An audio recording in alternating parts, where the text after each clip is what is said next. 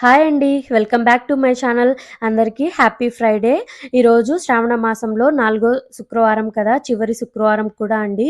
ఈరోజు నేను అమ్మవారికి బ్రహ్మముహూర్తంలో ఉప్పు దీపం పెట్టాలనుకుంటున్నానండి. అందుకే 3:30కైతే లేసాను. ఉప్పు దీపం అంటే ఐశ్వర్య దీపం అండి. సో, అందుకే 3:30కి లేసి నా పనులన్నీ స్టార్ట్ చేసేసాను.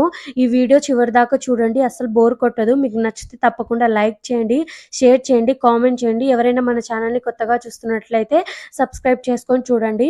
పొద్దున్నే వర్క్ ఎక్కువ అవుతుందనేసి నైటే నేను హౌస్ అంతా క్లీన్ చేసుకున్నాను. స్నానం చేసి ఇక్కడ గ్యాస్ స్టవ్‌ని పూజించుకున్నానండి. అలాగే అంట్లన్నీ కడిగేసి పెట్టుకున్నాను. అలాగే దేవుని రూమ్ కూడా క్లీన్ చేసి పెట్టుకున్నానండి. ఫ్రైడే రోజు క్లీన్ చేయకూడదంటారు కదా! అందుకే నేను గురువారం రాత్రి స్నానం చేసి మొత్తం క్లీన్ చేసి పెట్టుకున్నాను. ఇంకా శుక్రవారం పొద్దున్నే 3:30కంతా లేసి ఇల్లు వాకిలంతా తుడుచుకుంటున్నానండి. ఫస్ట్ అయితే కసు ఊడ్చుకుంటున్నాను. మొత్తం క్లీన్‌గా కస్సయితే ఊడ్చుకొని తర్వాత అయితే బండలైతే క్లీన్ చేసుకుంటున్నానండి. అదే మోప్ పెట్టడం అంటారు కదా! మా సైడ్ అయితే బండలు తుడుచుకోవడం అంటారు. సో, తుడుచుకునేటప్పుడు ఫినాయిల్‌తో పాటు నేను కొంచెం ఉప్పు, కొంచెం పసుపు కూడా వేస్తానండి. ఉప్పు ఇంట్లో నెగెటివ్ ఎనర్జీ క్లీన్ చేయడానికి యూజ్ అవుతుంది. అలాగే పసుపు యాంటీబయాటిక్ కదండీ! ఏమైనా క్రిములు, కీటకాలు ఉంటే చనిపోతాయనేసి వాడుతుంటాను. సో, ఇలా ప్రతిసారి నేను బండలు తుడిచేటప్పుడల్లా ఇలానే చేస్తూ ఉంటానండి. సో, ఫస్ట్ అయితే ఫినాయిల్, ఉప్పు, కొంచెం పసుపు వేసి మొత్తం రూమ్స్ అన్నీ క్లీన్ అయితే చేసేస్తున్నానండి ఇక్కడ. మొత్తం క్లీన్ చేసుకున్న తర్వాత నేనైతే స్నానం చేసొచ్చేసానండి. స్నానం చేసి గడపకైతే పూజించుకుంటున్నాను నేను. మొత్తం క్లీన్ అయితే చేసుకుంటున్నానండి ఫస్ట్. తడిగుడ్డతో మొత్తం క్లీన్ చేసుకొని బొట్లు పెట్టుకుంటున్నాను. నాకొచ్చిన వేలో అయితే నేను చేసుకుంటున్నానండి. పెద్ద హడావుడి పడిపోయి ఏదో నేను పంతులమ్మ భార్యలాగా నాకన్నీ తెలుసు, నాకే వచ్చు అన్నట్లు నేనేం ఫీల్ కాను. నాకసలేమీ తెలియదండి. నేను ఆఫ్టర్ మ్యారేజ్‌కి ముందు కానీ, మ్యారేజ్ తర్వాత కానీ నాకు తెలిసిన వేలో అయితే నేను పూజలు చేసుకుంటూ ఉంటాను. మా ఇంట్లో ఎక్కువగా మా బాబాయ్ వాళ్ళు పూజ చేస్తూ ఉంటారు. నేను వాళ్ళని చూసే నేర్చుకున్నానండి. మా బాబాయ్ వాళ్ళకి మ్యారేజ్ అయిన తర్వాత మా పిన్ని వాళ్ళు కూడా జాయిన్ అయిపోయారనమాట. మా బాబాయ్ వాళ్ళ పూజలో అలాగా. సో, వాళ్ళని చూసి నేను నేర్చుకున్నా. ఎక్కువ వాళ్ళ దగ్గరే ఉండేదాన్ని కాబట్టి వాళ్ళెలా చేస్తారు, ఏంటి అనేది నేను కొంచెం అబ్జర్వ్ చేసి పెట్టుకున్నాననమాట. సో, నాకిప్పుడు యూజ్ అవుతున్నాయి అవన్నీ. ప్రతి ఆడపిల్ల తన ఇంటి కోసమే కదా ఏ పూజ చేసినా. మంత్రాలొస్తాయి, రావు అనేది పక్కన పెడితే మనం ఎంత నిష్టగా, భక్తితో పూజ చేశామనేదే నేను లెక్కలోకి అయితే తీసుకుంటానండి. సో, నాకొచ్చిన వేలో అయితే నేను వేసుకుంటున్నాను ముగ్గు. పద్మ ముగ్గు అయితే వేసుకుంటున్నానండి. బియ్యం పిండితో అంత కరెక్ట్‌గా రాదు అసలు ముగ్గులు. కొంచెం బరగ్గా ఉంటుంది కాబట్టి చేతికి రాదనమాట. బియ్యం పిండి నేను ఇంట్లోనే ప్రిపేర్ చేసుకుంటూ ఉంటానండి. బియ్యం పిండి ఎలా ప్రిపేర్ చేస్తాననేది మీకు చెప్తాను. నేనైతే ఫస్టు దొడ్ల బియ్యం అంటారు గదా! అదే రేషన్ బియ్యము. అది నానబెట్టుకొని 2, 3 అవర్స్ నానబెట్టుకున్న తర్వాత ఆరబెట్టేసి మొత్తం పొడి కట్టుకుంటానండి. సో, చాలా రోజులొస్తుందనమాట. తర్వాత నేను ఎఫ్ఎం రేడియో అయితే పెట్టుకుంటున్నాను. ఇది మా ఆయన మలయాళం నేర్చుకోవడానికి ఎఫ్ఎం రేడియో బుక్ చేసుకున్నారు ఫ్లిప్‌కార్ట్‌లో. నేనైతే ఇలాగా పూజల కోసం యూజ్ చేసుకుంటున్నా. దీంట్లో పెన్ డ్రైవ్ యూజ్ చేయొచ్చు. అలాగే సిమ్ యూజ్ చేయొచ్చు. అలాగే బ్లూటూత్ ద్వారా కూడా కనెక్ట్ చేయొచ్చండి. అలాగే ఎఫ్ఎం రేడియో కోసం అది కడ్డీలాగా ఇచ్చారు కదా! అది తీస్తే ఎఫ్ఎం రేడియో వస్తుందనమాట. సో, నేనైతే ఫస్ట్ బ్లూటూత్ కనెక్ట్ చేసేసి అమ్మవారి పాటలైతే పెట్టుకుంటున్నానండి ఇక్కడ. నేను ఎక్కువ పూజలకి లేదా కుకింగ్ చేసేటప్పుడైతే ఇలాగా సాంగ్స్ పెట్టుకొని ఆహ్, చేస్తున్నాననమాట నా పనులు. మానస పద్మవాసే శ్రీధాన్యలక్ష్మి సకలావని క్షేమదాతే శ్రీలక్ష్మి భక్తవరదే తవ సుప్రభాతం శ్రీపార్వతీ త్వమసి శ్రీకరి శైవ శైలే అమ్మవారి సుప్రభాత పాట పెట్టుకొని నేను నైవేద్యం అయితే ప్రిపేర్ చేస్తున్నానండి ఇక్కడ. నేను ఎప్పుడు ప్రిఫర్ చేసేది ఒకటి బెల్లం అన్నం, ఇంకోటి పాయసం అండి. సేమ్యాల పాయసం. ఈ రెండే త్వరగా అయిపోతాయి. మిగతావన్నీ టైమ్ టేకింగ్ ప్రాసెస్. అందుకే నేను ఎక్కువ ఈ రెండే ప్రిఫర్ చేస్తానండి. ఇప్పుడైతే సేమ్యాల పాయసం అయితే చేస్తున్నాను. నైటే దేవుని రూమ్ క్లీన్ చేసి మొత్తం బొట్లు పెట్టుకున్నానండి. శుక్రవారం రోజు చేయవద్దు అంటారు కదా! సో, అందుకు గురువారమే చేసి పెట్టుకున్నాను. ఇప్పుడైతే ఉప్పు దీపం కోసం నేనైతే పెద్ద దీపం ఒకటి తీసుకొని మొత్తం ఎక్కడ పొరలు లేకుండా ఇలాగ పసుపు పూస్తున్నానండి. నాకు ఐశ్వర్య దీపం పెట్టడం వల్ల లాభాలేంటో పెద్దగా తెలియదు కానీ నాకు తెలిసినవి రెండే రెండండి. ఒకటి ఆర్థికంగా ఏమైనా మనము నష్టాలు అట్లా ఉంటే కొంచెం పొందుకుంటామనేసి అమ్మవారి బ్లెస్సింగ్స్ ఉంటాయని అంటారు. ఇంకోటొచ్చేసి ఉప్పుతో పెడతాం కాబట్టి ఇంట్లో ఏమైనా నెగెటివ్ ఎనర్జీ ఉంటే పోతుంది అనేసి అంటారు. ఇవన్నీ నేనైతే మనస్ఫూర్తిగా నమ్ముతానండి. దేవుడుంటే దెయ్యం ఉన్నట్టే, పాజిటివ్ ఉంటే ఎక్కడైనా నెగెటివ్ కంపల్సరీ ఉంటుంది. సో నేనైతే తప్పకుండా ఇవి నమ్ముతాను. ఇ ఇంకో విషయం ఏంటంటే ఇంట్లో మనశ్శాంతి లేకుండా మనశ్శాంతిగా ఉంటాము అనేసి నమ్ముతారు చాలామంది. ఈ ఉప్పు దీపం పెట్టడం వల్ల. ఉప్పు దీపాన్ని ఐశ్వర్య దీపం అని కూడా అంటారండి. ఇంకా చాలా లాభాలు ఉండొచ్చు. బట్ నాకైతే తెలియదు. నాకు తెలిసినవైతే ఇవే. ఫస్ట్ అయితే మనము మొత్తం పసుపు పూసి పెట్టుకున్న పెద్ద దీపాన్నైతే బొట్లు పెట్టి అలంకరించుకోవాలండి. తర్వాత మనము ఐశ్వర్య దీపం పెట్టుకోవాలి అన్నప్పుడు కొత్తగా ఉప్పు ప్యాకెట్ కొనుక్కొచ్చుకోవాలి. ఇంట్లో ఉన్నదైతే వాడకూడదు.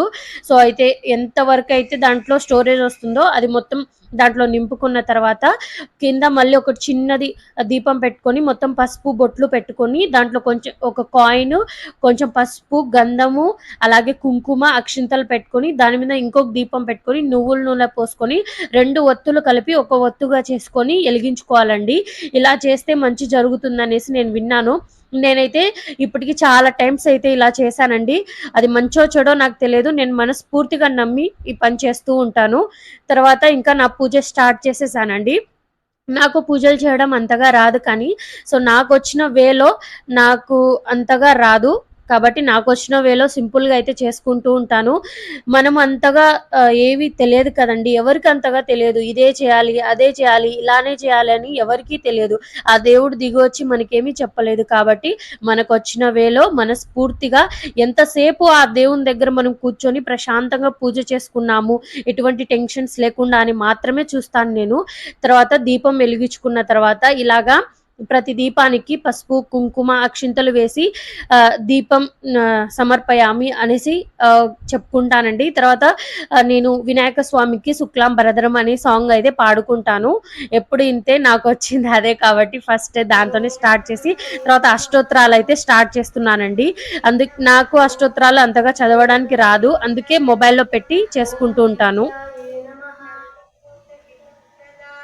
ఓం సర్వభూతహిత ప్రదాయ నమః.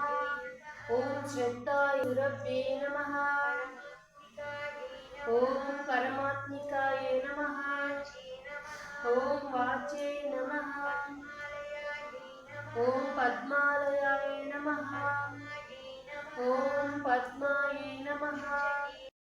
లక్ష్మీదేవి అష్టోత్తరాలు 101 ఇలా చదువుకున్న తర్వాత చేతి వేళ్లతో అక్షింతలు అమ్మవారి పాదాల కింద వేస్తూ ఇలా మొత్తం అయిపోయిన తర్వాత నేను ఇంకా ధూపం వెలిగించుకుంటున్నానండి. శివేది నేను ముందే షార్ట్లో పెట్టాను కదా, చాలా బాగుంటుంది ధూపం వెలిగించుకోవడానికి. సో అదైతే పెట్టుకున్నాను ధూపం. తర్వాత నేను చేసిన సేమ్యాల పాయసం నైవేద్యంగా పెట్టి హారతి అయితే ఇస్తున్నానండి. సో నాకు వచ్చిన వేలో నేను పూజ చేసుకుంటూ ఉంటాను కాబట్టి నా విధానం ఇలానే ఉంటుందండి. సో అందరికీ, దేవుళ్ళందరికీ హారతి అయితే ఇచ్చేసి నైవేద్యం అయితే పెట్టాను కదా, నైవేద్యం సమర్పయామి అనేసి 3 సార్లు అనేసుకొని ఇంకా నాకు గట్టిగా మొక్కుకొని నా కోరికలు ఏమైనా ఉంటే స్వామికి ఇలాగా మొత్తము ధూపం వేసేస్తానండి. నాకు ధూపం వేయడం అంటే చాలా ఇష్టం. ఇంట్లో మొత్తం ఒక పాజిటివ్ ఎనర్జీ వచ్చినట్టు ఫీల్ అయిపోతూ ఉంటాను నేను. సో నాకేమైనా కోరికలు ఉన్నా లేకున్నా ప్రతిదీ ఇక్కడ కూర్చొని ప్రశాంతంగా ఒక 10-15 మినిట్స్ అయినా నేను అక్కడ స్పెండ్ చేస్తూ ఉంటాను. దేవుని గుడి దగ్గర మాట్లాడుతూ ఉంటానన్నమాట దేవునితో. అలా మాట్లాడితేనే మనసులో ఉన్న భారం అంతా దిగుతుందండి అని నేను ఫీల్ అవుతాను. సో మొత్తం ఇంట్లో ఇలా ధూపం అయితే వేసేస్తున్నాను. అడగందే అమ్మైనా అన్నం పెట్టదన్నట్లు ఇంకా దేవుడు మనం అడగకుంటే మనకేమిస్తాడు చెప్పండి. సో అందుకు నేను అక్కడ కూర్చొని కాసేపు స్పెండ్ చేసి ఇంకా తర్వాత ఇల్లు మొత్తం ఇలా ధూపం వేసేసుకున్నాను. అంతా అయిపోయేసరికి 5:30 అయిందండి. సో బయటకు వచ్చి చూస్తే ఇలాగా ఇంకా చీకట్లోనే ఉంది. లైట్ వేశాను. వర్షం అయితే బాగా పడుతుంది. పక్కనే టెంపుల్కి అయితే వెళ్ళాను. మా ఆయన వాళ్ళు ఇంకా లేదండి. ఇక్కడ ఇలాగా రెడ్ కలర్ ఫ్లవర్స్ అయితే సమర్పిస్తారు అమ్మవారికి. ఒక రెడ్ కలర్ ఫ్లవర్ అయితే అమ్మవారి కోసం దండ అయితే తీసుకొని లోపలికి అయితే వెళ్తున్నాను. లోపల వీడియో తీయడానికి కుదరదండి. సో బయట వరకే. సో ఇంట్లో మీరు ఒకటిగా అబ్జర్వ్ చేశారా, నేనైతే పటాలకి అసలు ఫ్లవర్సే పెట్టలేదు. ఎందుకంటే నిన్న ఈవినింగ్ తీసుకురాలేదు మా ఆయన, పొద్దున్నేనే తెచ్చుకొని అలంకరించుకున్నాను. తర్వాత అయితే వేడి నీళ్ళు ఇంకా పక్కన దోసల కోసం చట్నీ అయితే ప్రిపేర్ చేస్తున్నాను. ఈ వేడి నీళ్ళు ఎందుకంటే ఇక్కడ ఎక్కువ వేడి నీళ్ళు వాడేవాళ్ళు. మేము వచ్చిన కొత్తలో అందరూ తాగుతుంటే ఏంటి ఈ పిచ్చోళ్ళు వేడి నీళ్ళు తాగుతారు అనుకునేదాన్ని. కానీ ఇక్కడ ఎప్పుడు చూసినా వర్షాలు పడి క్లైమేట్ కూల్గా ఉంటుంది కాబట్టి ఇలా వాడుతూ ఉంటారు. నేనైతే ఆ జార్ అయితే బుక్ చేసుకున్నామండి మేము. అది వచ్చేసి మాకు 500 పడింది. 6 లీటర్స్ది వేడి చేసి దాంట్లో పెడితే 24 అవర్ వరకు ఉంటుందన్నమాట. సో తర్వాత అయితే ఇంకా మంత్ ఎండింగ్ కదండి, ఇంట్లో టిఫిన్స్ ఏమీ లేవు, ఏం చేయాలి అనుకున్నాను. అంతలో ఇంకా టెంపుల్కి వెళ్ళాను కదా, పక్కనే ఇలాగా దోశల పిండి ఇన్స్టెంట్ దొరుకుతుంటే తీసుకొచ్చానండి. కేజీ ప్యాకెట్ 45 రూపీస్ అయితే పడింది. ఒక సైడ్ చట్నీ ప్రిపేర్ చేస్తూ ఇంకో సైడ్ అయితే దోశల పిండి అయితే మొత్తం కలిపేస్తూ ఉన్నాను నేను. టేస్ట్ అయితే బాగానే ఉంటుందండి, పుల్లగా ఏమి ఉండదు. ఏదో సమ్ టైమ్స్ ఎప్పుడో ఒకసారి వాడతాము, డైలీ ఏం వాడము, ఇంట్లోనే ప్రిపేర్ చేసుకుంటాను. ఇది చేసేలోపు మా హీరోలు లేసారనమాట. వీడు లేయగానే నా సంకెక్కుతాడు, ఇంకా దిగడానికి చాలా టైం పడుతుంది. వీడు పెద్దోడు అంతగా విసిగించాడు కానీ చిన్నోడు బాగా విసిగిస్తాడు. హాయ్ అని చెప్తున్నారు వాళ్ళు, గుడ్ మార్నింగ్ అని చెప్తున్నారు క్యూట్ గా. వర్షం పడుతుంది బయట, కిటికీ దగ్గర కూర్చొని ఇలాగా స్పెండ్ చేస్తున్నాడు పెద్దోడు. వాడికి ఇలా నేచర్ అంటే ఇష్టం అండి, బాగా ఇష్టపడతాడు బయటికి వెళ్ళి ఆడుకోవడము, ఇలాంటివి అంటే చాలా ఇష్టం వాడికి. ఇక్కడైతే బ్రష్ చేస్తున్నాడండి, కిటికీలో కూర్చొని బ్రష్ ఇస్తే అక్కడే కూర్చొని చేస్తున్నాడు. వీడైతే పిలిచిన అస్సలు పడకట్లేదు.